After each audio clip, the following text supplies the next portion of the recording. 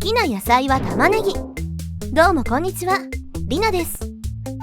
以前当チャンネルでは北朝鮮における生活についてお送りいたしました。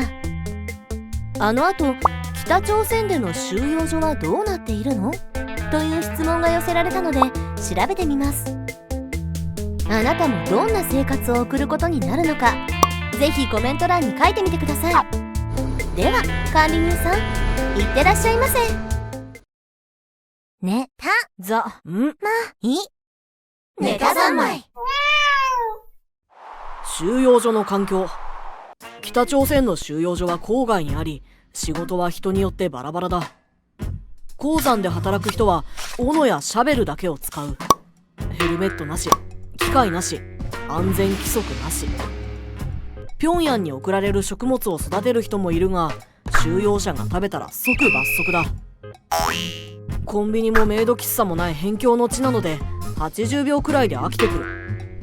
だが逃げようとすると、そこのお前撃つぞと、逃げたら絶対殺すマンな監視員が容赦なくパーンしてくる。なんせ誰かが脱走に成功してしまうと監視員自身が処刑されてしまうからだ。収容所の人々。ところでこの収容所には家族全員で入ることができる。夫または妻と一緒にいられるから孤独のプリズンになることはない。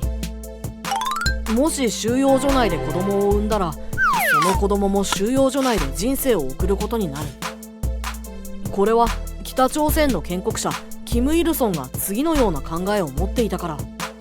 一族を3世代続けて罰することで初めて悪は姿を潜める。ともあれ家族で一緒に過ごせるから心細くはないと思うかもしれない。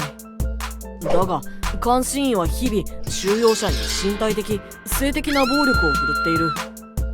さらに収容所で暮らしている監視員の家族もヒャヒャヒャと暴行に加わるのだ。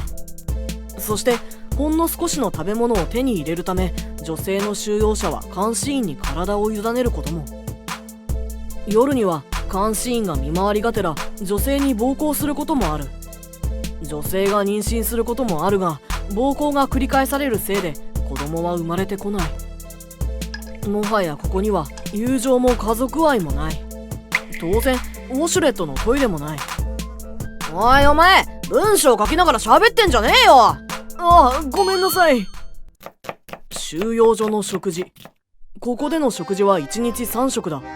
そのほとんどが少し塩を振りかけただけのトウモロコシ150粒ほど。このほのかなしょっぱさで北朝鮮産トウモロコシを一流にしている。さらにこの95年もののフランスワインは濃厚でいい組み合わせだ。なわけあるかっての。こんな食事内容だから収容者は他の方法で空腹を満たそうとする。彼らはネズミや虫などを捕まえて食べるのだ。おすすめは妊娠しているネズミだよね。お腹の中に子供がいるんだよね。ネズミを焼くために火を起こすと罰則なため、大抵は生で食べている。収容所の一日。ここでの労働は午前5時から始まる。起きれば1日16時間。厳しいノルマのお待ちかねってわけだ。炭鉱を決まった量掘らなければ食事にありつけない。食べることができなければ弱ってしまい、次のノルマも達成できなくなる。そして最後は飢えて死ぬ。仕事中に怪我をすることもあるが、治療を受けることはできやしない。ちょっと指にトゲが刺さっちゃったんですけど。そうか、よし、お前今日のノルマ5倍な。な感じで怪我をしても仕事が免除されることはない。労働が終わると2時間の休憩が与えられるが、収容所の規則を暗唱しなくてはならない。